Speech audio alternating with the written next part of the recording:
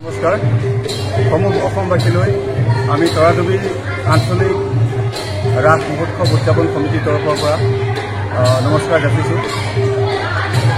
মানে আমি বিগত বৰ্ষত আমি প্ৰত্যেক বৰ্ষতে আমি দুদিনীয়া কাৰ্যসূচীয়ে পালন কৰোঁ, কিন্তু এইবাৰ আমাৰ যি ৰাস উদযাপন সমিতি, যিখন কাৰ্যকৰী সমিতি, তেখেতসকলে এটি সুন্দৰ পদক্ষেপ গ্ৰহণ কৰিছে।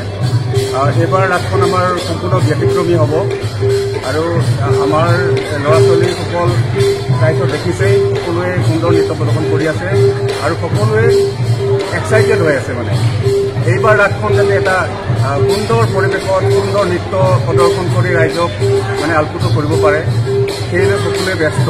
কিন্তু এইখিনি এটা কথা কওঁ, যোৱা ৰাস পূৰ্ণিমাত আমি ৰাসখন অনুষ্ঠিত কৰিব লাগিছিল, কিন্তু বিশেষ বাধ্যবাধকতা আৰু কিছু সময়ৰ নাটনিৰ বাবে, আমাৰ কিছুমান অসুবিধাৰ বাবে আমি নাটখন পিছাব লগা হ'ল, অনুষ্ঠান পিছাব লগা হ'ল। তাৰ বাবে সমূহ অসমবাসীৰ ওচৰত ক্ষমা বিচাৰিছোঁ। তথাপিও আমি শ্ৰীকৃষ্ণৰ যি কেলিগোপাল নাটখন আমি সুন্দৰভাৱে উপস্থাপন কৰিবলৈ আমি অহোপুৰুষাৰ্থ চেষ্টা কৰি আছোঁ। এই বৰ্ষত আমি দুদিনীয়া বৰ্ণাঢ্য কাৰ্যসূচীৰে আমি অনুষ্ঠানভাগী আয়োজনৰ দিহা কৰিছোঁ। তৰাডুবি আঞ্চলিক নামঘৰ পৰিচালনা সমিতিৰ নেতৃত্বত এখনি কাৰ্যকৰী উদযাপন কমিটি গঠন কৰি দিয়া হৈছে। সভাপতি আৰু সম্পাদক আছে লগতে, আৰু ময়ো দায়িত্বত আছোঁ বাৰু সহকাৰী উপসভাপতি হিচাপে। আমাৰ দুদিনীয়া কাৰ্যসূচী হ'ব। প্ৰথম দিনৰ কাৰ্যসূচীত আমি মঞ্চস্থ কৰিম শ্ৰীকৃষ্ণৰ কেলিগোপাল নাটভাগী, আৰু তেৰাই আমাক আশীৰ্বাদ দিয়ক আৰু আমি সফল হ'ম নিশ্চয় আশা কৰি আছোঁ। আৰু দ্বিতীয় নিশাৰ কাৰ্যসূচীত আমি এখনি মঞ্চ সফল সামাজিক নাট, বহু বছৰৰ পিছত আমি এই আঞ্চলিক সুন্দৰভাৱে এখনি দ্বিতীয় নিশাৰ কাৰ্যসূচীত এখনি খুব সুন্দৰ নাট আমি মঞ্চস্থ কৰিবলৈ আগবাঢ়িছোঁ। আমি তৰাডুবি আঞ্চলিক উদীয়মান যুৱক যুৱতীসকলে নাটখনি হ'ল নৰপশু।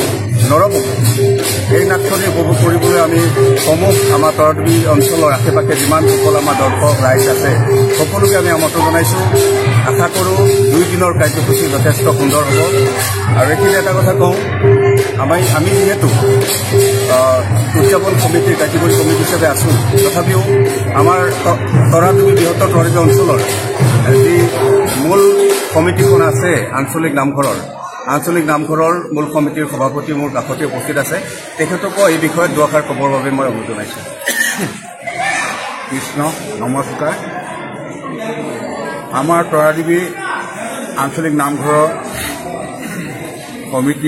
মূল সমিতিৰ দ্বাৰা আমি উদীয়মান যুৱকসকলক এখনি পৰিচালনা সমিতি গঠন কৰি দিছোঁ, আৰু সেই পৰিচালনা সমিতিয়ে এই শ্ৰী ৰাস ক্ৰীড়াৰ মহোৎসৱভাগী খুব সুন্দৰকৈ পৰিচালনা বৰ্তমান কৰি আছে। বৰ্তমান আমাৰ ৰিহাৰ্চল চলি আছে আৰু খুব সুন্দৰকৈ তেওঁলোকে পৰিচালনা কৰিব বুলি আশা ৰাখি মই ইমানকে কৈ সামৰণি ৰৈ গ'ল। আমি এই শ্ৰীকৃষ্ণৰ ৰাস মহোৎসৱ অনুষ্ঠানটি আমি আগন্তুক এই নৱেম্বৰ মাহৰ 20-21 তাৰিখে আমি সিদ্ধান্ত কৰিছোঁ, আৰু আমাৰ অসমীয়া 4 আৰু 5 আঘোণ। গতিকে সমূহ ৰাইজক সহায় সহযোগিতা আগবঢ়াবৰ বাবে অনুৰোধ জনাইছোঁ।